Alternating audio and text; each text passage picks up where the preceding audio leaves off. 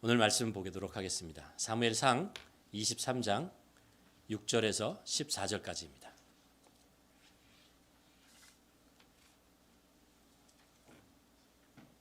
사무엘상 23장 6절에서 24절, 14절까지 말씀 우리 한 절씩 교독하도록 하겠습니다.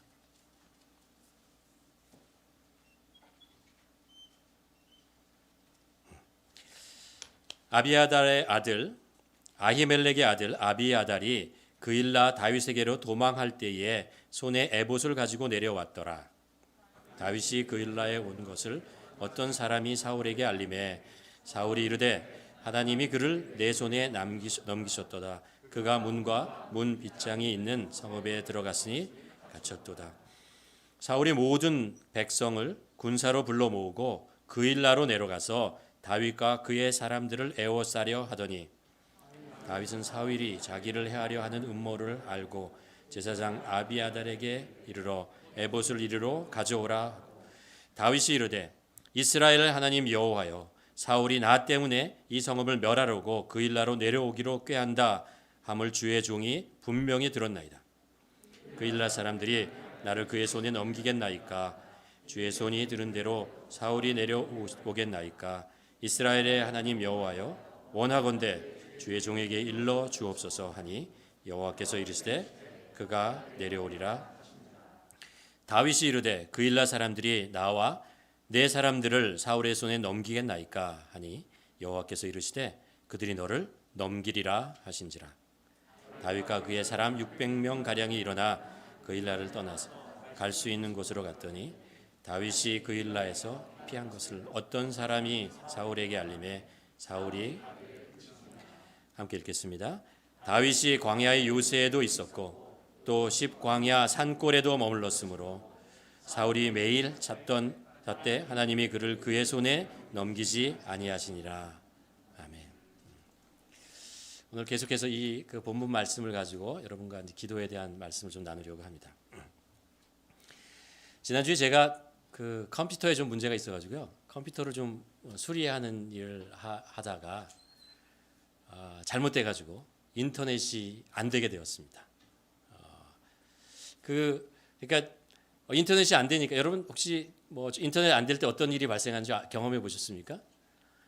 그러면 이제 뭐 이메일도 안 되고 보내는 것도 아니고 메시지도 저는 컴퓨터로 많이 하는데 그것도 안 되고 구글 뭐 이런 데로 가서 뭐 자료를 서치하는 것도 안 되고요. 제 컴퓨터의 메모리가 좀 작아서 클라우드를 사용하는데 그쪽에 있는 데이터들을 이렇게 받아서 쓸 수도 없는 그런 상황이 되더라고요.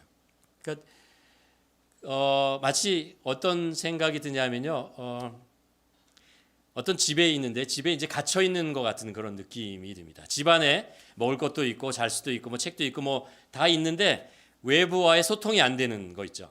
전화도 안 되고 그리고 사람들도 오지 않고 나갈 수도 없고 뭐 이런 상황에 놓여 있는 것 같은 그런 어떤 답답함. 아무와도 소통할 수 없는 그런 답답함, 그런 느낌이 이렇게 확 오는 것을 경험했습니다. 현대인을 향해서 하는 말 중에 이런 것이 있잖아요. 사람이 없는데 무인도에서 우리는 살 수 있지만 인터넷이 안 되는 데에선 살 수 없다. 뭐 이런 이야기를 하는 것을 보는데 제가 얼마나 이제 인터넷을 의지하며 살았는가라는 것과 외부의 소통이 되지 않을 때 얼마나 답답한가 이런 것들을 경험하게 되었습니다. 그러면서 이제 신앙적으로 한번 생각해 보게 되었습니다. 만약 우리가 하나님과 이렇게 소통하는 길이 막힌다면 예를 들면 이제 성경을 볼 수 없다. 아니면 예배를 드릴 수 없다. 아니면 기도를 할 수 없다. 하나님과 동행하는 것을 전혀 경험할 수가 없다면 우리 삶이 어떻게 될까? 얼마나 답답하고 이렇게 힘든 삶을 살아갈까, 생활을 할까 이런 경험을 했습니다. 하나님과 소통한다는 것이 있잖아요. 얼마나 우리에게 큰 축복이 된다라는 것을 그 작은 사건을 통해서 제가 한번 경험해 보았습니다. 출애굽기 32장 33장에 보면 이스라엘 백성들이 애굽에서 나와서 시내산에 머물러 있던 거기 있던 사건을 하나 기록하고 있는데 이런 사건입니다. 모세가 그 하나님을 만나고 십계명을 이제 받으러 산에 올라갔습니다. 시내산에 올라갔는데 너무 안 내려오니까 이스라엘 백성들이 그 산 밑에서 뭐를 만들죠? 금송아지를 만들죠. 금송아지를 만들어서 그것이 이스라엘 백성들을 애굽에서 뭐 구원하는 뭐 신이다 뭐 이런 이야기들 막 하고 있습니다. 하나님께서 이제 그것을 알고 굉장히 분노하시고 모세를 내려보내십니다. 그래서 굉장히 하나님의 모세가 그 십계명을 던지고 막 깨트리고 막 하나님이 분노하신 그런 장면이 나옵니다. 그때 하나님께서 이스라엘 백성들에게 마지막에 가서 이런 이야기를 하세요. 너희들이 가나안 땅으로 가라. 너희가 갈 수 있게 해주겠다. 천사들도 보내주겠다. 그러나 나는 너희들과 같이 가지 않겠다. 라고 얘기합니다. 모세가 이제 그 이야기를 듣습니다. 당황하는 것입니다. 하나님께서 안 가신다고요? 그럼 우리 하나님과 소통할 수 없고 하나님과 동행하지 못하는 그렇게 가는 건 되게 말이 안 되는 거죠. 그래서 모세가 그 앞에서 엎드려서 울죠. 하나님, 안 됩니다. 그것은. 모든 것이 갖춰져도 하나님이 우리와 동행하지 않으면 저는 갈 수 없습니다. 라고 하나님 앞에 간절히 매달립니다. 그 얘기를 듣고 있던 하나님께서 마음을 돌리세요. 그래서 말씀하시죠. 뭐라고 하냐면 내가 친히 너희와 함께 하겠다. 근데 이제 그 사건을 기록하고 있는 출애굽기 33장에 말이죠. 하나님께서 모세와 함께 회막에서 만나는 장면을 성경이 이렇게 기록하고 있어요. 33장 11절에 보면 이런 말씀을 합니다. 사람이 자기의 친구들과 이야기함 같이 마치 여호와께서는 모세와 대면하여 말씀하시며. 모세가 하나님 앞에 나가서 기도하는 것. 하나님을 만나는 장면을 뭐라고 했냐면 마치 친구가 서로 대면하여 이야기를 하는 것처럼 그렇게 대화를 나눈다라는 그런 표현으로 하고 있습니다. 하나님과 소통한다는 것, 하나님과 동행한다는 것은 결국 하나님과 소통한다는 거죠. 하나님의 말씀을 듣고 나의 이야기를 하나님께 드리고 하나님의 말씀에 순종하고 이런 것입니다. 그러면서 소통하고 서로 동행하고 함께 걸어가는 것, 그것이 하나님과 동행하고 소통하는 것이라는 것을 합니다.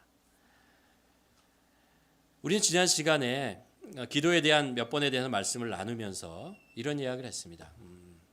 사울 왕 있잖아요.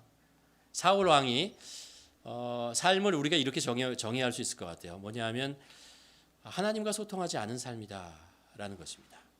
하나님과 소통하지 않는 삶이다라는 거죠. 사울 왕이 하나님과 소통하지 않을 때 어떤 일이 발생하는가라는 것들을 저희가 이 본문을 내용을 통해서 한 세 가지를 살펴보았습니다. 어떤 거냐 하면 사울 왕처럼 하나님과 소통하지 않으면요. 어떤 일이 발생하냐면 자꾸 내가 나와요. 내가 중요하게 됩니다. 나 중심적으로 모든 것들을 이제 살아가려고 하고 나를 위해서 살려고 하는 그런 모습으로 살아가게 된다는 것이죠. 두 번째는 뭐냐 하면 그래서 내 주위에 일어나는 모든 사건들이나 일들을요. 내 관점에서 해석하고 자의적으로 그것을 판단하고 그러고 살아간다는 거죠. 왜 그렇게 되는 거죠? 하나님의 뜻을 모르니까 그래요. 하나님의 뜻을 모르기 때문에 그렇게 살아가는 거죠. 세 번째, 그렇게 살아가다 보면 그 삶 속에서 불안과 걱정과 근심과 피곤함과 분주함 이런 것들이 계속 발생한다는 거죠. 우리가 사울 왕의 삶에서 보았지만 사울 왕이 40년 동안 이스라엘을 섬기는 동안 정말 열심히 전쟁을 했어요.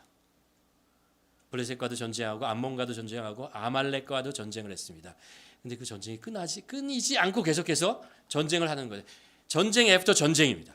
계속해서 전쟁하는 건데 영토는 늘어나지 않고 민족은 사라지지 않고 계속해서 쳐들어오고 압박하고 전쟁을 걸어오는 그런 삶을 살게 되고 결국 사울 왕은 마지막에 전쟁터에서 죽게 되죠. 이게 하나님과 소통하지 않고 하나님과 동행하지 않은 삶의 어떤 모습이라는 것을 우리가 살펴보았습니다. 기도를 우리가 소통이라고 표현하는 이유가 몇 가지 있습니다. 뭐냐 하면 기도는 종교 행위가 아니라는 거예요. 어떤 예배에서 대표 기도하는 것, 뭐 이런 때 나오는 게 기도가 아니라는 것입니다. 그렇게 하는 것도 기도지만 기도라고 하는 것은 언제나 늘 호흡과 같이 우리의 삶 속에서 늘 일반적으로 함께 하는 것입니다. 우리가 호흡하는 것처럼 우리가 밥을 먹는 것처럼 우리가 가족들과 소통하는 것처럼 그렇게 늘 하는 것이 바로 기도라는 것입니다. 하나님께서는 인간을 창조하실 때 인간과 소통하도록 창조하셨죠. 아담과 하와는 에덴 동산에서 있을 때 하나님께서 에덴 동산을 건지시면서 아담과 하와와 늘 동행하시고 소통하셨다는 것을 우리가 알 수 있습니다. 성경에 보면 성막이라는 게 나오잖아요. 그리고 성전도 나오고, 그렇죠? 그리고 성경도 나오고, 그리고 성령님도 나옵니다. 이 모든 것이 하나님께서 우리에게 허락하시고 주신 이유가 뭐죠? 하나님께서 우리에게 오신 거죠. 하나님께서 우리에게 가까이 오신 것이고, 가까이 오신 이유는 우리와 소통하기 위한 것입니다. 우리와 소통하기 위해서 하나님께서 이 땅에 오셨다는 것이죠. 기도는 하나님께서 우리들에게 기도라는 것을 명령하셨을 때는 그것은 어려운 것이 아니라는 거예요. 늘 우리가 할 수 있고 해야만 하는 것, 그것이 기도이고, 그래서 우리는 기도를 다른 사람과 소통하는 것과 마찬가지로 하나님과 내가 소통하는 그런 감사와 감격과 기쁨의 순간이다라는 것들을 우리가 기억해야 됩니다. 오늘 본문을 다시 보면서 이번에는 우리가 다윗에 대해서 한번 살펴보려고 합니다. 우리가 이제 사울의 삶을 그렇게 정의해 봤잖아요. 사울의 삶은 뭐냐면 하나님과 소통하지 않는 삶이다라는 말씀을 나눴습니다. 그렇다면 그것에 비해서 다윗의 삶은 뭐라고 얘기할 수 있죠? 하나님과 소통하는 삶이다. 하나님과 소통하는 삶을 살았던 사람, 그 사람이 바로 다윗이다라는 것을 성경을 통해서 알 수 있습니다. 오늘 본문 내용을 잠깐 요약하면 이렇죠. 다윗이 사울 왕의 그 추적을 피해서 계속 도망 다닙니다. 도망 다녀서 별곳을 다 가요. 블레셋 땅에도 가고요. 돌아왔다가 암몬 땅으로 갔다가 또 돌아왔다가 그러다 마침내 헤렛 숲속이라는 그곳에 와서 이제 숨어 있었어요. 숨어 있었습니다. 그런데 그가 어떤 이야기를 듣냐면 그 옆에 그일라라는 마을이 있었습니다. 이 그일라라는 마을은 어디냐 하면 블레셋과 이스라엘의 그 접경 지역에 있는 곳이에요. 그리고 지금 다윗이 숨어 있는 곳으로부터 그렇게 멀지 않은 곳입니다. 얘기를 들었는데 뭐냐면 블레셋이 그일라에 와서 타작마당을 착취해 간다는 거예요. 거기 있는 사람들을 괴롭히고 죽이고 이제 1년 동안의 농사를 계속 착취해 간다라는 이야기를 듭니다. 사울이 이제 다윗이 그 이야기를 이제 듣고 마음이 안타까운 거죠. 여러분 우리 인생을 가만 보면 문제의 연속, 사건의 연속, 어떤 뭐 이런 것들이 계속되는 것이 우리의 삶 속에서 어떻게 빼놓을 수 없는 그런 요소라는 것을 알 수 있습니다. 어떻게 가만 보면 우리는 그냥 매일 똑같은 일들을 루틴하게 그냥 어떤 면은 너무나 보링하고 평범하게 하는 것 같지만 또 우리의 과거를 가만 보면요 정말 예기치 못한 사건들이 뭐 팬데믹도 그렇고 금융위기도 그렇고 그 외에 뭐 많은 사건들이 툭툭툭 터지는 것, 그것이 인생이라는 것을 알 수 있습니다. 그 사건들이 때로는 뭐 어떤 것들은 우리가 익숙하고 그래서 잘 뭐 처리하면 되는 것, 이런 것들 있지만 때로 어떤 사건들은 전혀 우리의 능력으로 감당할 수 없는 일, 한 번도 경험해 보지 못한 일, 이런 일들을 경험하게 됩니다. 여러분 이렇게 갑자기 전화가 한 통이 와서 전화를 딱 받았는데 상대방이 뭐라면 여기 병원인데요, 아니면 여기 경찰서인데요. 그럼 이렇게 가슴이 이렇게 툭 내려가는 것 같은 그런 느낌이 있잖아요. 또 남편이 그 일은 아직 퇴근할 시간이 안 됐는데 점심시간 조금 지나서 전화가 왔어요. 그러면서 얘기하기를 나 내일부터 출근 안 해도 돼. 이런 거 혹시 들어보신 적 있어요? 무슨 뜻인지 아세요? 그럴 때 아내가 이렇게 느끼는 그 마음 있잖아요. 그런 일들이 우리의 삶 속에서 경험하게 되는 것이죠. 이런 것 같아요. 인생에 문제 중요한데요. 그거보다 더 중요한 게 뭐냐면 그 문제 앞에서 우리가 어떻게 반응하느냐. 그 문제 앞에서 내가 어떻게 반응하느냐가 훨씬 더 중요하다는 것을 알 수 있습니다. 우리가 문제를 당했을 때 그것을 당황하고 분노하고 아니면 싸우려고 하고 뭐 나에 있는 감정을 다 털어낼 수도 있고 좌절하고 쓰러지고 모든 것이 세상에 떠난 것처럼 그렇게 눈물을 흘릴 수도 있습니다. 여러분은 삶 속에 그런 문제들을 당했을 때 여러분 한번 돌아보면 어떻게 그것을 반응하셨습니까? 오늘 본문에서 다윗이요 블레셋의 그일라에 들어와서 그 자기 민족을 착취하고 이렇게 괴롭히고 죽이고 이런다는 이야기를 들었을 때 다윗이 했던 것은 뭐냐면요 이거잖아요. 성경에 나오는 게 이에 다윗이 하나님께 묻자와 하나님께 나가서 기도하는 것입니다. 하나님 앞에 나와서 지금 자신이 들은 이야기와 자기 민족이 겪고 있는 문제와 자기가 그것으로 해서 처해 있는 형편과 내가 어떻게 해야 됩니까 하나님? 내가 이 사건에 대해서 이 일에 대해서 어떻게 반응해야 됩니까? 라고 하나님 앞에 나가서 먼저 기도하는 모습, 하나님 앞에 나가는 모습을 보여주고 있습니다. 자, 아까 시작하면서 이제 예배를 시작하면서 시편 18편을 읽었습니다. 시편 18편이 다윗의 시예요. 다윗이 뭐라고 고백을 하냐 하면은 나의 힘이 되신 여호와여 내가 여호와를 사랑하나이다.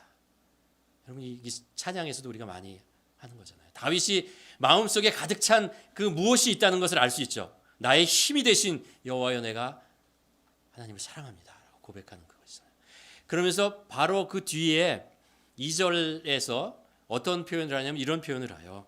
여호와는 나의 반석이시요 나의 요새시요 나의 건지시는 이시요 나의 하나님이시요 내가 그 안에 피할 나의 바위요 나의 방패시요 나의 구원의 뿔이시요 나의 산성이다라고요. 다윗의 삶 속에 하나님이라는 존재가 산성이고 요새이고 구원의 뿔이고 이런 그 다윗의 삶을 그냥 꽉 붙잡아주고 있는 어떤 상황에서도 흔들리지 않게 만들 수 있는 만들어 주시는 그분이라는 그 어떤 확신 그런 것이 다윗의 마음속에 있다는 것을 우리가 알 수 있습니다. 다윗이 어떤 상황에 있어도 폭풍과 뭐 이런 그 당황스러운 죽음의 위협들과 비난과 이런 그 수치와 이런 상황 속에 있어도 그것이 가슴 아프고 힘들고 어렵고 눈물이 나는 사건이지만 그럼에도 불구하고 그의 삶의 그 터전의 속에는 뭐냐 이냐면 하나님은 나의 힘이다라는 거예요. 그래서 나는 하나님을 사랑한다라는 그 고백이 있는 것이죠. 그게 다윗을 붙잡고 있는 것이고 그렇기 때문에 당황스러운 사건들과 힘든 사건이 있을 때마다 그가 어디로 가느냐 하면 하나님께 가려고 하는 거예요. 하나님께 자꾸 나아가서 하나님께 의지하고 하나님께 물어보고 하나님과 소통하고 하나님께 매달리고 그렇게 살아가는 그런 모습이죠. 다윗은 어떻게 보면 우리와 성정이 똑같은 사람입니다. 그렇죠? 유혹에 넘어가는 것 보고 이 두려움에 떨면서 거짓말을 하는 모습도 보고 그런 모든 것이 우리와 그렇게 다를 바가 없어요. 다만 그에게 특이하고 우리가 배워야 할 점이 있다면 바로 이것이죠. 하나님이 나의 산성이요 구원이시요 요새시요. 이 고백, 이 믿음, 이 확신이 그의 마음속에 가득하다는. 그래서 그가 어려울 때 하나님 앞에 나가는 것을 볼 수 있습니다.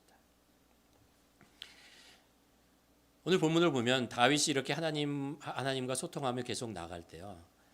다윗의 삶 속에 일어나는 세 가지 일들이 있다는 것을 우리가 볼 수 있습니다.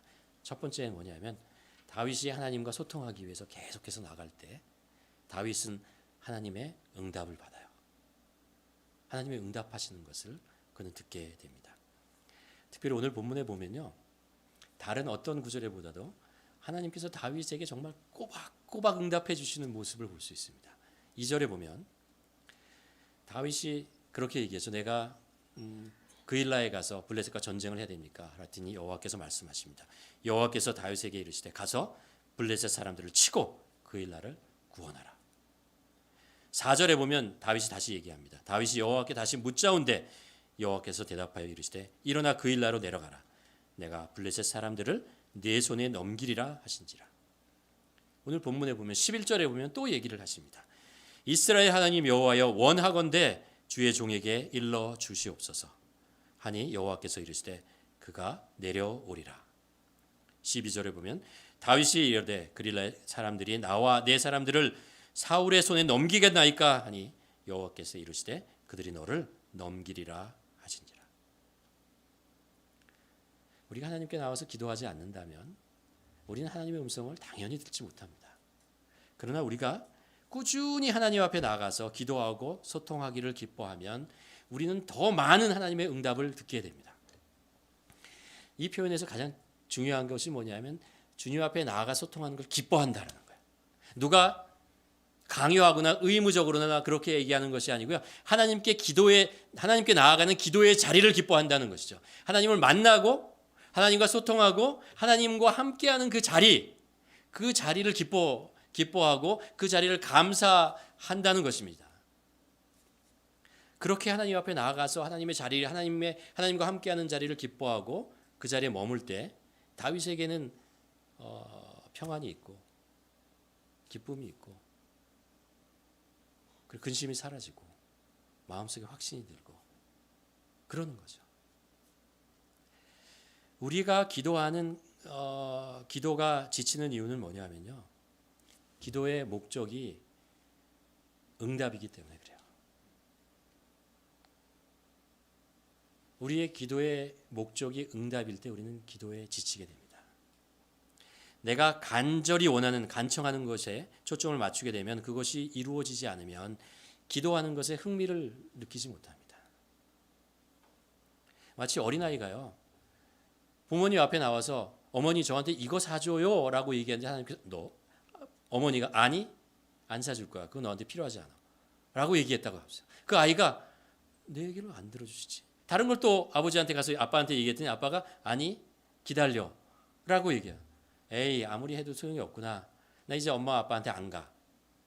이렇게 얘기한다면 말이 안 되는 거죠. 그가 부모님께 계속해서 나가고 부모님과 소통하고 부모님 옆에 있고 그럴 때 그 부모는 그 자녀에게 필요한 것을 더 많이 알 수 있고 더 사랑하는 마음이 생겨서 더 많은 것들을 그 자녀에게 주는 것입니다. 자녀에게 중요한 것은 부모와 함께하고 소통하고 좋은 관계를 맺어가고 그 부모님과 함께하는 것을 기뻐하는 것입니다. 그럴 때 더 많은 하나님의 그 부모로부터의 사랑과 은혜를 경험하게 되는 것이죠. 그러니까 기도의 목적이 즉각적인 응답이 아니라니까요. 이게 아니라니까요. 대신에 우리가 꾸준히 하나님 앞에 나가서 기도하고 소통하고 하루하루 살아가면서 하나님께 언제나 우리의 기도를 들어주시는 분임을 확신하고 그분 앞에 나가서 내 얘기를 계속해서 하고 귀를 열어서 하나님께서 나에게 주시는 마음, 하나님께서 나에게 열어주시는 길들 이런 것들을 계속해서 들으려고 하고 그 마음을 나누려고 하고 하는 것이죠. 그래서 우리가 기도하는 거예요. 그래서 우리가 기도가 소통이라는 거예요. 우리가 가족들과 소통하는 것이 가족들로부터 무엇을 얻어내려고 하는 것입니까? 그럴 때도 하죠. 그러나 그것이 꼭 목적이 아니지 않습니까? 관계를 맺고 그리고 그 관계 속에서 사랑을 경험하고 그러기 위해서 나가는 거죠. 그럴 때 하나님께서 언젠가 우리의 기도에 응답하시고 하나님의 때에 하나님의 방법으로 응답해 주시는 것입니다. 다니엘 기도회 거의 다 끝났습니다. 이제 오늘하고 내일 하면 이제 끝나는데 22일이 굉장히 긴 것 같은데 그렇게 길지 않다는 것을 알 수 있어요. 금방 지나가는데 그 중에 이제 17일자의 간증자로 나온 분이 최영환이라는 분이 있어요. 젊은 분인데 이제 그분의 간증의 그 모두에 나오는 이제 이런 이야기가 있어서 있습니다. 이게 뭐냐면 이분이 이제 부산 영도라는 곳에서 이제 태어나고 거기서 이제 뭐 계속 자라고 초등학교, 중학교, 고등학교를 나왔어요. 그리고 나와서 이제 대학 때 이제 땅으로 나왔습니다. 그래서 대학을 이제 갔어요. 대학에 가서 친구들은 이제 사귀고 공부를 하고 그러는데 이제 그룹으로 이렇게 모여서 얘기를 하는 시간이 있어서 이렇게 얘기를 하는데 아이들이 이제 대학생들이 자기 이야기를 이제 한 명 하잖아요. 그러다가 이 영환 형제가 이야기를 하면 사람들이 웃는 거예요. 자꾸 웃는 거예요. 왜 웃지? 그리고 다음 모임에 가서도 또 이렇게 얘기를 하는데 다른 사람들이 얘기할 때 아무도 안 듣다가 자기가 얘기하면 웃는 거예요. 여러분 이거 들으신 분 있죠? 왜 웃죠? 사투리 때문에 웃어요. 이게 거기 있는 학생들이 대부분 이제 서울 표준말을 사용하는데 혼자 이제 경상도 사투리를 막 사용하니까 이 친구들이 너무 재밌는 거예요. 근데 이 친구는 그게 재밌는 게 아니고요. 그게 스트레스가 되는 거예요. 디프레션이 와가지고 대인 기피증에 걸렸습니다. 그래서 기숙사에서 나가지도 않고 공부할 때만 잠깐 나갔다 들어오고 밥 먹을 때 식당 가서 자기 음식 가지고 와서 거기서 먹고 자기 기숙사에서 먹고 그리고 하루 종일 침대에 누워서 이렇게 퍼져 있고 사람들을 만나기 싫어하는 거죠. 그러다 어느 날 이 친구가 나 이렇게 살 수는 없다. 이러면 안 되겠다라는 생각을 하고 결단을 합니다. 그리고 책상에 이제 딱 앉는 거죠. 책상에 앉아서 이제 기도를 하는데요. 그 기도가 야무져요. 그리고 약간 황당한 기도를 합니다. 뭐라고 기도하냐면요. 하나님, 제가 한국의 대학생 중에 가장 말 잘하는 대학생 되게 해주세요. 여러분 이런 기도 해보신 적 있어요? 그렇게 기도를 해요. 내가 한국에서 제일 말 잘하는 대학생 되게 하여 주시옵소서. 그리고 나서 이제 표준말 연습을 시작을 합니다. 그래서 표준말 연습을 하는데 뭐 그때 유명한 TV 앵커의 그 테이프를 가져다가 그 말을 흉내내고 왜 그런지 난 잘 모르겠는데 펜슬을 있잖아요. 연필을 이렇게 여기다가 깨물고 그렇게 하면 표준말이 되나요? 네. 그렇게 하고 또 그 당시에 잘 나가는 배우 중에 말을 제일 멋있게 하는 한석규 그분 테이프를 받아가지고 그걸 따라하고 이제 따라하고 아이들과 얘기하니까 다 이상한 거예요. 그래도 이상한 거예요. 무슨 앵커가 얘기하나? 뭐 이런 기회. 그러다가 2학년쯤 되었을 때에 대학생 토론 대회가 있다는 것을 알고 용기를 내고 내가 여기 나가버리라. 도전을 합니다. 도전을 했는데요. 열심히 연습을 했어요. 그래가지고 2학년 때 나갔는데요. 나가서 4등 해요. 전국의 토론 대회에서. 3학년 때 또 나갔어요. 1등을 했습니다. 3학년 때 1등하고 4학년 때가 되어서 또 나가게 됐습니다. 이게 재밌잖아요. 또 연습할 수 있고 막 연습해서 나가서 이제 토론 대회가 열리는 현장에 밖에 이제 복도에서 이렇게 앉아서 열심히 연습하고 있는데 심사위원 작년에도 나왔던 그분이 있잖아요. 나와서 지나가다가 영환 형제를 보고 영환 형제 또 나왔어. 그랬더니 예, 또 나와서 열심히 연습했습니다. 그러니까 그래 잘하라고. 그리고 이제 복도를 향해서 이렇게 가다가 그때쯤에 가다가 이제 돌아옵니다. 돌아와서 이 영환 형제한테 이야기를 해요.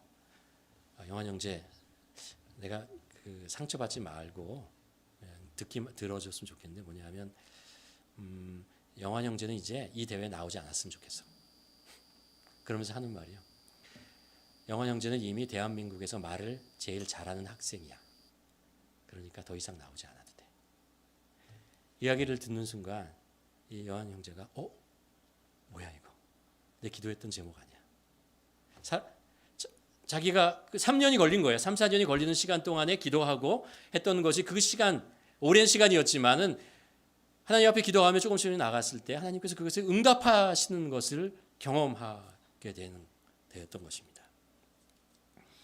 때로 우리의 기도의 응답이 빨리 오지 않을 수가 있습니다. 물론 긴급한 기도 있잖아요. 그것은 우리가 하나님께 빨리 왔으면 좋겠다 응답에 바라는 마음이 있죠. 그러나 기도의 첫 번째 목적이요. 나의 기도가 당장 응답되게 해주십시오. 이게 아니라는 것입니다. 기도의 가장 중요한 목적은 뭐라고요? 하나님과 소통하는 거예요. 하나님과 대화하는 것이고 하나님과 교제하는 것이고 그래서 하나님과 계속해서 동행해 가기를 원하는 그것이 바로 기도의 첫 번째 목적이 되어야 된다는 것입니다. 그래서 기도는 꾸준하게 실망하지 말고 지치지 말고 계속해서 나가야 됩니다. 우리는 기도의 응답은 나중에 받을 수 있고 못 받을 수도 있지만 하나님과의 기도의 자리에서 하나님과 계속해서 소통하는 것은 우리는 언제나 할 수 있습니다. 그럴 때 하나님과 우리의 관계가 점점 더 가까워지고 하나님이 우리의 삶에 좀 더 깊이 관여하신다는 것을 우리가 경험하게 되는 것이죠. 하나님께서는 우리의 기도에 틀림없이 응답해 주실 것입니다. 하나님의 선하신 방법으로 하나님의 완벽한 타이밍에 이루실 것입니다. 주님과 소통은요. 그래서 우리 안에 평강, 기쁨을 이렇게 평안을 줍니다. 그래서 우리가 두 번째로 우리가 계속해서 하나님과 기도로 소통을 하면요. 우리가 두 번째로 우리에게 발생하는 게 뭐냐면요. 우리가 상황에 지배당하지 않습니다. 우리가 있는 그 환경에 지배당하지 않는다는 것입니다. 많은 사건들, 문제들, 아닌 많은 사람들의 이야기잖아요. 비판하는 소리, 뭐 이런 많은 소리들이 있는데 그것이 나를 지배하지 않는다라는 것입니다. 오늘 본문에 보면은 다윗이 겪고 있는 상황들이 몇 가지가 있어요. 이게 한 가지 뭐냐면 지난 시간에 읽었던 것 중에 뭐냐면 이제 블레셋 그일라를 구원하기 위해서 전쟁을 나가야 된다는 것이 하나님의 응답이라는 것을 알게 됩니다. 그래서 나가려고 다윗 주위에 있는 사람들한테 하나님의 뜻이라고 이제 우리가 전쟁을 해야겠다라고 얘기하니까 주위에 있는 사람들이 다 말립니다. 말리는 이유가 뭐냐면 이런 거예요. 우리의 처지가 우리의 상황이 누구에게 가서 전쟁을 할 처지가 아니다는 거예요. 우리는 숨어 있어야 되고 언제 사울이 우리를 또 쫓아올지도 모르고 군인도 없고 무기도 없고 우리의 처지와 상황이 아니라는 거예요. 전쟁하면 안 된다. 오늘 본문에 보면 또 더 큰 사건이 더 큰 상황이 발생합니다. 그일라에 가서 전쟁에서 이겼어요. 다 물리쳤는데 우려하던 일이 발생하고 맙니다. 사울이 이 사실을 알고 군대를 끌고 이제 오고 있다는 이야기를 듭니다. 게다가 또 그일라에 있는 주민들이 다윗과 다윗에 있는 사람들을 이 사울 왕에게 넘겨버리겠다는 거예요. 무슨 얘기예요? 다윗이 자기를 구원해 줬는데 다윗을 배반한다는 얘기예요. 이거를 이 상황 속에 놓이게 되는 것입니다. 이야기를 다윗이 했을 때 이게 뭐야? 아니 내가 그렇게 목숨을 걸고 싸우는데 이 사람들이 이렇게 하면 돼? 내가 하나님의 뜻에 따라서 왔는데 하나님이 나를 이런 상황 속에 놓이면 돼? 뭐 이런 반응을 보일 수 있잖아요. 불행한 상황 속에서 화내고 두려워하고 떨고 이럴 수 있습니다. 그런데 다윗이 그렇게 안 해요. 오늘 본문에 보면요. 그런 이야기 하나도 안 나와요. 그가 그렇게 할 수 있었던 것은 뭐냐면 하나님과 소통하기 때문에 그래요. 소통하기 때문에. 하나님의 응답은 사실 다윗이 듣고 싶은 응답이 아니었습니다. 그리고 다윗에게 정말 불행한 소식을 전해주고 있는 것이었습니다. 그런데 다윗이 그 이야기를 들었음에도 불구하고 그것 때문에 좌절하지 않아요. 좌절하지 않아요. 오히려 담담하게 그것을 받아들이는 것이 있습니다. 왜 그렇죠? 왜 그러냐면 이 모든 상황을 섭리하고 이끄시고 지켜나가시는 분이 하나님이시라는 것을 알았어요. 비록 자기가 하나님의 뜻에 순종해서 선한 마음을 가지고 이들을 도와주었고 그게 사울왕의 귀에 들어가서 지금 자기가 잡힐 위기에 있고 이 민족이 이 사람들이 자기를 사울왕에게 넘길 만한 그런 배반을 당하는 사건이지만 상관없다는 거예요. 그런 사건에 놓여 있지만 하나님이 여전히 내 삶을 주관하시고 인도하시고 주장하시는 분이라면 내가 이 상황도 담담하게 받아들일 수 있다라는 거예요. 하나님과 계속해서 소통하고 하나님께 나아가고 관계를 맺고 동행하는 사람은 상황에 지배받지 않는다는 거예요. 상황에 이끌림을 받으며 살아가지 않게 될 수 있다는 것입니다. 때로 실패하는 것이요. 때로 지는 것이요. 때로 내 뜻대로 되지 않는 것이 하나님의 뜻일 수 있습니다. 여러분 이거 경험하지 않습니까? 그럼에도 불구하고 하나님의 뜻이 나와 함께하고 하나님이 나의 삶을 인도하신다는 것을만 안다면 그것이 우리를 흔들리지 않게 잡아준다는 거예요. 여전히 하나님은 나를 인도하시고 나를 지켜주신다는 거죠. 계속해서 우리가 그 상황 속에서도 하나님과 소통하고 기도의 자리를 지키고 예배의 자리를 지키고 말씀의 자리를 지키고 나가는 것. 그것이 중요하다는 것입니다. 상황이 바뀌는 것보다 더 중요한 것이 뭐냐면 우리의 마음이 주님 안에서 먼저 평안을 얻는 거예요. 평안을 얻는 거예요. 하나님께서 평안을 주신다고. 예수님께서 그렇게 말씀하시잖아요. 수고하고 무거운 짐진 자들아 다 내게로 오라. 내가 너의 기도에 응답하리라. 이렇게 말씀하시잖아요. 뭐라고 말씀하시죠? 내가 너희를 쉬게 하리라. 기도의 응답은요. 사실 때가 있어요. 기도의 응답은 하나님의 방법이 가장 정확한 것입니다. 우리는 때때로 잘 모르고 기도해요. 그러나 하나님은 아시거든요. 우리가 그런데 놓치지 않고 계속해서 주님과 소통하며 기도를 할 때 하나님께서 그것을 응답해 주시죠. 그러나 그 사이에 하나님께서 우리에게 먼저 주시는 것은 뭐냐면은 무거운 짐을 다 내려놓고 쉼을 얻고 하나님의 평강, 하나님이 우리의 생각과 마음을 지켜주시는 것, 그것을 먼저 해주시는 거예요. 그러기 위해서 하나님과 계속해서 소통의 자리를, 기도의 자리를 우리가 지켜 나가는 것이 우리들에게 중요하다는 것을 알 수 있습니다. 사실 우리가 살다 보면 그렇잖아요. 실패했을 때보다 승리, 뭔가를 얻었을 때 더 위험할 때가 있습니다. 우리가 승리를 하면, 무엇을 이제 원하는 것을 얻으면 잘못하면 두 가지 마음을 갖게 됩니다. 하나는 교만, 내가 이루었다, 내가 했군, 나 대단해, 이런 마음을 갖게 됩니다. 그래서 더 욕심을 부려요. 더 욕심을 부리게 돼요. 또 하나는 뭐냐? 허무입니다. 아니, 내가 애를 쓰고 수고하고 그렇게 고생해서 지금 얻어냈는데 겨우 이거야? 이런 감정이었어? 이럴 때 허무. 뭐 이거와 동일하진 않지만 우리가 그런 거 경험하잖아요. 캐나다에 와서 영주권 얻으려고 수고하고 애쓰고 막 하잖아요. 그러다가 영주권을 딱 따는 순간 한 3개월 기쁘고 그 다음부터는 약간 허무한 마음이 다 들어요. 내가 이거 얻으려고 내가 3년, 5년, 7년을 그렇게 고생하고 애쓰고 수고했냐. 그런 마음이 우리 안에 들어오게 됩니다. 이 세상에 살 때 가장 중요한 것은 무엇을 얻는 것, 높이 올라가는 것, 많이 가지는 것이 아니라는 거예요. 그거 있어야 합니다. 그렇죠? 그러나 그것보다 더 중요한 것이 뭐냐고요? 예수 그리스도와 동행하는 것입니다. 사도 바울이 그렇게 고백하잖아요. 예수 그리스도를 만나고 나서 더구나 내가 모든 것을 잃어버린 것처럼 여기는 것은 내 주 예수 그리스도를 아는 지식이 훨씬 더 고상하다는 것을 알기 때문에. 여러분, 저는 여러분이 이 세상을 살면서 필요한 것들, 그것들을 가지고 살기 위해서도 여러분들을 기도합니다.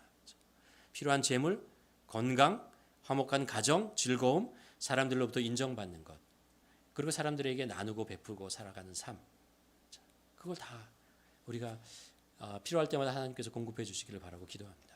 그러나 그것보다 먼저 있어야 되고 가장 중요한 것이 뭐냐면 예수 그리스도를 아는 지식이에요. 예수 그리스도와 우리와의 관계예요. 그분과 동행하는 것이고 그분과 소통하는 것이죠. 그럴 때 우리가 세상의 상황에 지배당하지 않고 흔들리지 않고 살아갈 수 있는 거죠. 그래서 세 번째로 우리가 하나님과 꾸준히 소통하고 나갈 때 우리는 하나님으로부터 하나님의 인도를 받게 됩니다. 첫 번째가 뭐라고 그랬죠? 우리가 하나님과 꾸준히 소통하면은 우리는 하나님의 응답을 받게 됩니다. 두 번째, 상황이 우리를 지배하지 않게 됩니다. 세 번째, 하나님의 인도하심을 받으며 살아가게 됩니다. 히브리서 11장에 보면 거기서 이제 믿음의 장이라는 것이잖아요. 거기에 아브라함에 대한 이야기를 하면서 아브라함이 갈 바를 모르고 나아갔더라. 어디 갈지 몰라요. 어디를 갈지 모르는데 가요. 어떻게 갈 수 있죠? 하나님께서 그의 길을 인도하신다는 것을 믿었기 때문에 그렇습니다. 그 확신이 있기 때문에 사실 내가 어디로 가는지는 몰라요. 그리고 내가 가지고 있는 것을 다 놓고 본토, 친척, 아비 집을 다 버리고 가야 하는 그런 상황인데도 가요. 어딘지도 모르는데. 왜 가죠? 하나님께서 인도하신다는 것을 알았기 때문에 그렇죠. 하나님이 인도하시는 삶이라는 것을 알았기 때문에 그 길을 가는 것을 볼 수 있습니다. 오늘 본문에 보면 다윗이 사울이 온다는 것을 알고 그일라 주민이 자신을 배반한다는 것을 알고 어떤 행동을 취하냐면요. 13절에 보면 이렇게 나옵니다. 그래서 다윗은 약 600명의 자기 부하들을 이끌고 즉시 그일라를 떠나 이곳 저곳 계속 돌아다녔어요. 이제 다윗이 주위에 400명이 아니고 자기 허련 단신도 아니고 400명이 있었고 이제 600명이 되었습니다. 어디 가서 숨을 때도 찾기 어려워요. 언제 사울이 그걸 알고 군대를 이끌고 와서 그를 잡고 혹은 죽일지 몰라요. 어디를 가야 할지 몰라요. 근데 가요. 믿음이 있어서 그래요. 하나님께서 다윗의 삶에 함께 하신다는 것을 믿었기 때문에 점점 이게 뭐냐면 다윗이 점점 하나님이 그의 삶을 인도하신다는 것을 조금씩 확신하게 되는 과정을 나갑니다. 이 다음 사건이 엔게디에 있었던 사건이 우리가 지난번에 봤는데 사울이 다윗을 잡으러 왔는데 사울이 뒤를 보려고 동굴 안에 들어가잖아요. 근데 다윗과 그의 부하들이 거기 몰래 뒤에 어두운 곳에 숨어 있었어요. 근데 사울이 단신으로 그 안에 들어와서 뒤를 보고 있었잖아요. 그 사건이 뭐 역전되는 거죠. 사울이 다윗을 잡으러 왔는데 이제 다윗이 사울을 죽일 수 있는 그 상황이 된 것입니다.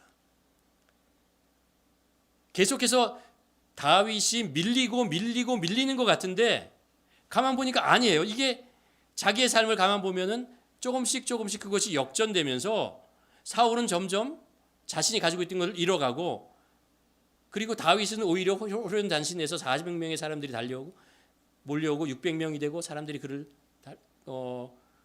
쫓아오고 따르고 그러면서 점점 변해가는 것입니다. 변해갈 뿐만 아니라 하나님이 자기를 보호하고 계신다는 것을 확신을 갖게 됩니다. 14절에 보면 이렇게 얘기하죠. 마지막에 사울이 매일 찾되 하나님이 그를 그의 손에 넘기지 아니하니라. 이게 다윗이 알았어요. 다윗 이거 어떻게 된 거지? 라고 정신을 차리고 봤더니 사울은 나를 계속해서 잡으러 오고 나는 위기 상황 속에서 나 하나를 지킬 수 없는 그런 위기 상황 속에서 계속 밀리고 쫓기는 것 같은데 내가 잡히지 않아요. 계속해서 잡히지 않아요. 근데 내가 능력이 있어서 잡히는 게 아니고 안 잡히는 것이 아니고요. 하나님께서 나를 지켜주신다는 거예요. 하나님께서 나를 지켜주시는구나. 그래서 내가 지금 잡히지 않는 것이라는 것입니다.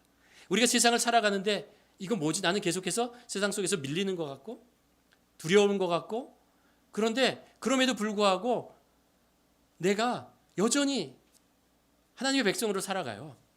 내 마음속에 찬양이 있고 기쁨이 있을 수 있어요.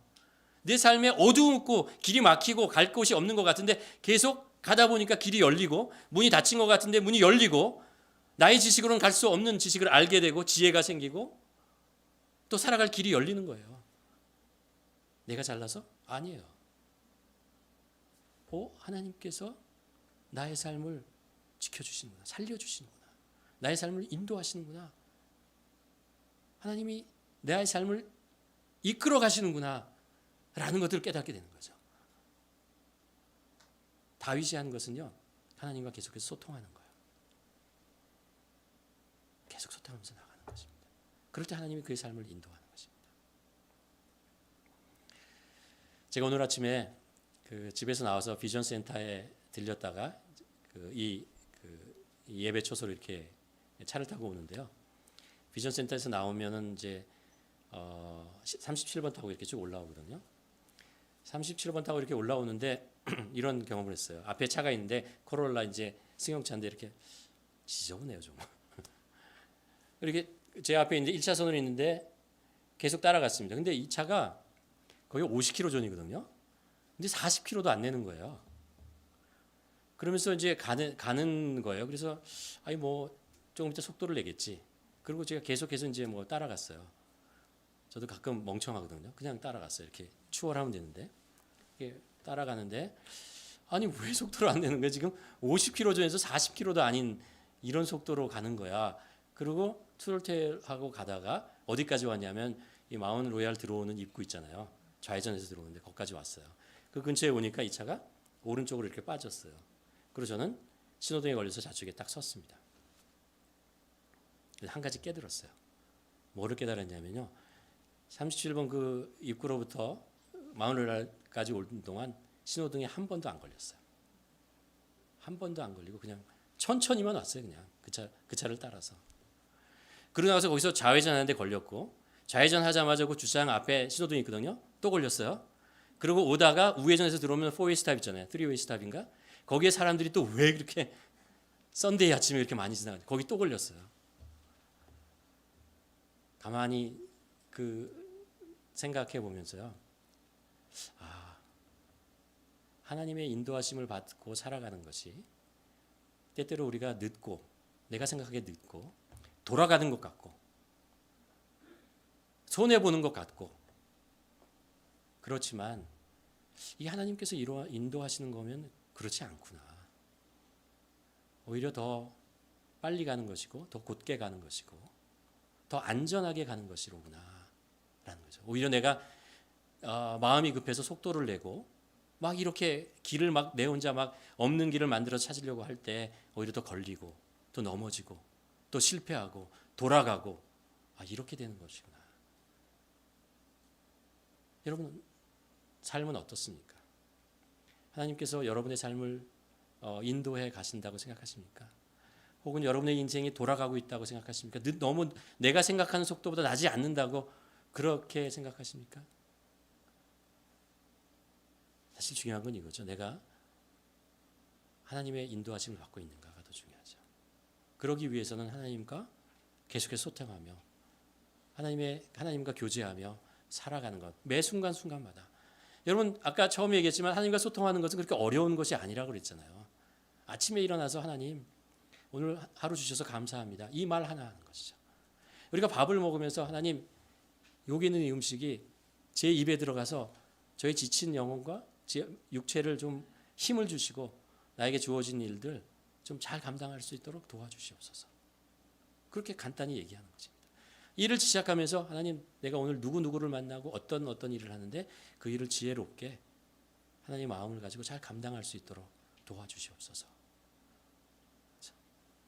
하루를 마감하면서 하나님 오늘 하루도 또 제가 잘 살았네요. 감사합니다. 계속해서 하나님과 주님과 우리 예수님과 계속해서 소통하고 나의 이야기들을 전하고 또 그때 하나님께서 주시는 그 있지 않아요? 그러니까 우리가 하나님께 무엇을 구해야 된다는 마음, 간절히 해야 된다는 마음을 가지고 기도의 자리에 막 간구하는 그럴 때 말고 그럴 때도 있지만 그런 것이 하나도 없을 때도 간구할 것이 별로 생각나지 않을 때도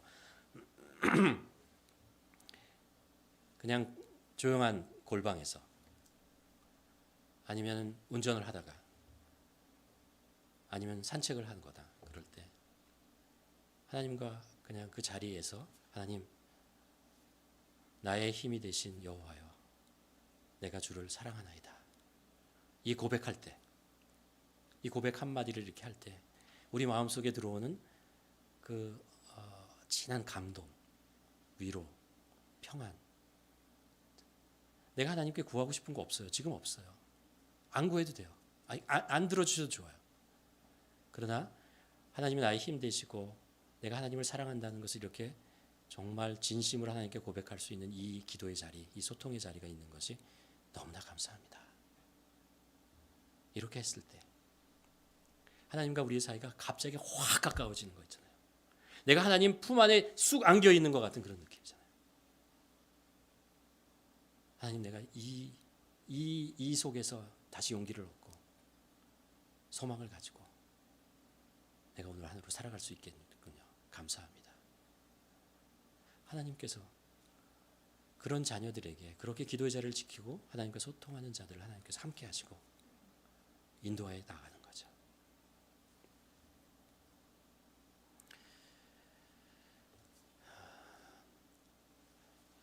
결론을 말씀드립니다.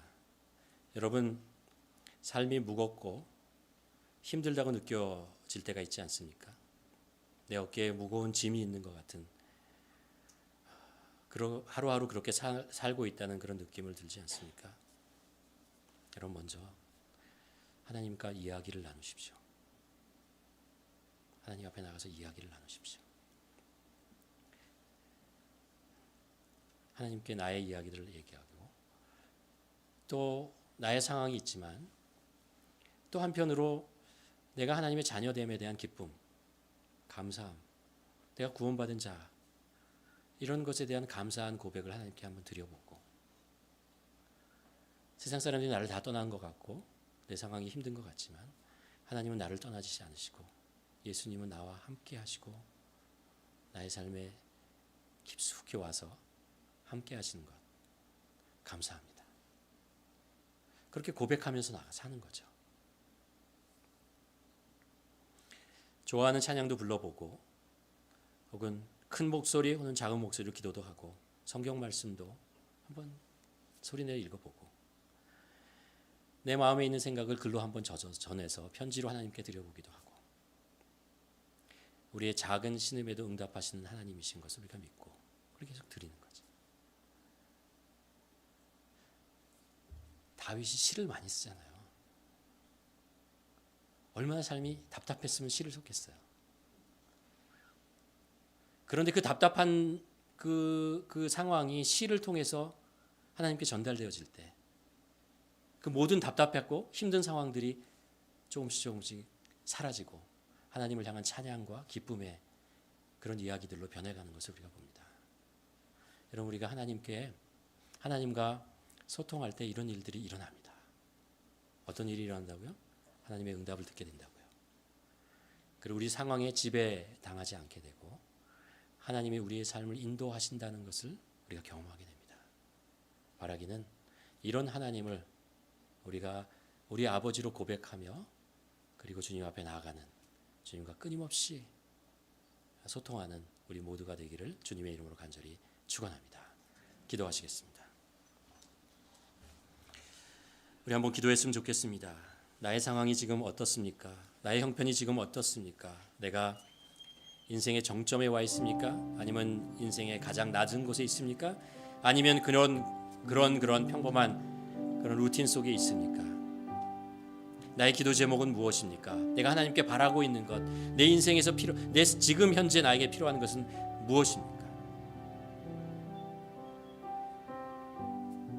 내가 하나님과 늘 소통하며 기도의 자리와 예배의 자리와 말씀의 자리를 내가 꾸준히 지키는 것을 소중하게 여기고 살고 있습니까? 하나님이 나와 얼마나 거리에 있다고 생각하십니까? 우리 주님이 멀다고 생각하십니까? 아니면 내 안에 계시다고 생각하십니까? 그렇게 느끼십니까? 우리가 꾸준히 이 다윗과 같이 우리 하나님과 우리 주님과 소통할 때 우리 주님은 우리 삶에 정말 깊숙한 곳에서 우리 삶을 인도하시고 우리의 기도에 응답하시고 우리가 상황에 얽매이지 않고 지배당하지 않고 살아가게 할 것입니다. 우리 한번 고백하며 제가 주님과 늘 소통하며 살아가는 그런 인생 그 하루 되게 하여 주시옵소서. 함께 기도하시겠습니다.